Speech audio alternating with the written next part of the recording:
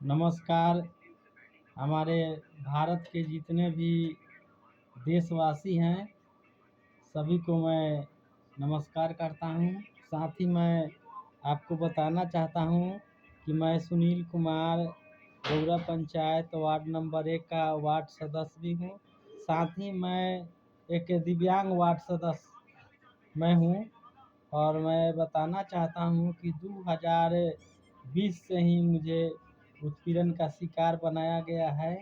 जिस उत्पीड़न के शिकार के चलते मैं 2023 से ही हमारे पत्नी के ऊपर एक मुकदमा करा दिया गया था और वह मुकदमा महज इस चीज़ के लिए कराया गया था कि एक दिव्यांग को रोजी रोजगार मिला था। मेरे पत्नी को आंगनबाड़ी सेविका के पद पर चयन हुआ था और NIS बोर्ड का वह सर्टिफिकेट था जो फर्जी करके IT एक्ट का मुकदमा लगा दिया गया। उस मुकदमा से हम लोग परेशान हो गए। हम लोग का चल और अचल संपत्ति सारा हमारा जो है कि बिक गया और हम 7 परिवार हैं। अभी हम 7 परिवार 24 दिसंबर 24 को हम लोग घर से निकले हुआ है। हम लोग को लगभग 1 साल पूरा होने वाला है। हम लोग दिल्ली में, मेरे छोटे छोटे बच्चे हैं, पत्नी है, सभी दिल्ली में मजदूरी करते हैं।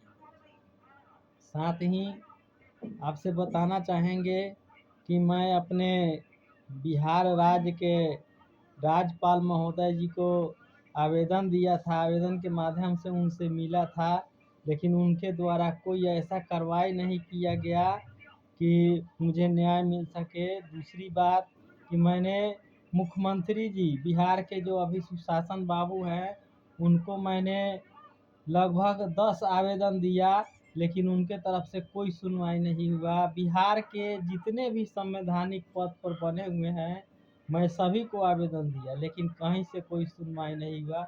जब बिहार से सुनवाई नहीं हुआ तो मैं भारत सरकार के अभी माननीय प्रधानमंत्री जी के पास मैं 10 बार आवेदन दिया हूँ, लेकिन प्रधानमंत्री जी के तरफ से उस आवेदन का कोई जवाब नहीं आया। और उसके बाद मैं महामहिम राष्ट्रपति जी महोदया के पास में 10 आवेदन दिया, उनके तरफ से कोई नहीं आया। सामाजिक न्याय मंत्रालय के पास भी मैंने आवेदन दिया, उसका भी कोई जवाब नहीं आया। और साथ ही आपको ये भी बताना चाहेंगे कि गृह मंत्रालय भारत सरकार के यहाँ भी मैंने आवेदन डाला, उनके तरफ से भी कोई सुनवाई नहीं हुआ। हमारे लिए एक कानून बना हुआ है दिव्यांग अधिकार 2016 के आधार पर मैंने बिहार में जो दिव्यांग आयुक्त हैं उनके पास भी आवेदन दिया, उनके तरफ से भी कोई रिस्पांस नहीं मिला। उसके बाद मैं भारत के जो मुख्य दिव्यांग आयुक्त हैं उनके पास भी आवेदन दिया, वहाँ से भी कोई सुनवाई नहीं हुआ। एक हमारे भारत में मानवाधिकार आयोग एक संगठन बना हुआ है, जो संगठन को मैंने आवेदन दिया तो आज तक पता नहीं मानवाधिकार आयोग ने उस मेरे आवेदन को देखा कि नहीं देखा, इसका हमको जानकारी नहीं है। और जब मैंने अभी वर्तमान सरकार है, वर्तमान लोग जो संवैधानिक पद पर बने हुए हैं सभी के पास मैं आवेदन दिया, लेकिन कोई सुनवाई नहीं हुआ। उसके बाद मैंने विपक्ष के पास भी आवेदन दिया, उसके तरफ से भी कोई सुनवाई नहीं। अब मैं अपने देशवासी से जानना चाहता हूँ, पूछना चाहता हूँ कि इस देश में जितने लोग संवैधानिक पद पर बैठे हुए हैं, अगर वो आपकी समस्या नहीं सुनते हैं तो आखिर गरीब लाचार किसके पास जाएगा, कौन उसका सुनेगा? जो लोग जिम्मेवार हैं, अपने कुर्सी पर बैठे हैं, वो गरीब लाचार के साथ में अन्याय कर रहे हैं, उसके बात को नहीं सुन रहे हैं।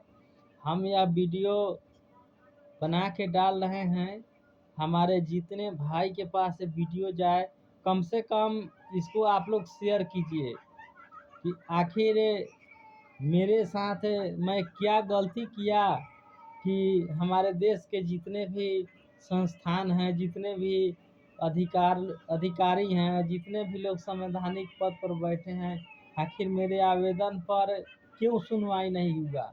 आखिर मेरे आवेदन पर क्यों नहीं विचार हुआ? इसका क्या कारण है? कारण तो हमें दिखाई देता है कि मैं गरीब हूँ, साथ ही मैं लाचार और दिव्यांग हूँ, इसलिए मेरा कोई सुनवाई नहीं होता है। इसलिए आप लोग से यही मदद चाहते हैं, आप लोग से यही हम आग्रह करते हैं कि इस वीडियो को आप लोग शेयर कर दीजिए, इस वीडियो को शेयर कीजिए, ताकि ये निकम्मी जो सरकार केंद्र में बन के बैठा हुआ है, इसके पास ये इसके कानों तक मेरा वीडियो पहुँचे और आप लोग मुझे सपोर्ट कीजिए। आपसे यही मदद चाहिए मुझे, और उम्मीद है कि आप लोग मेरे इस वीडियो को शेयर कीजिएगा। धन्यवाद।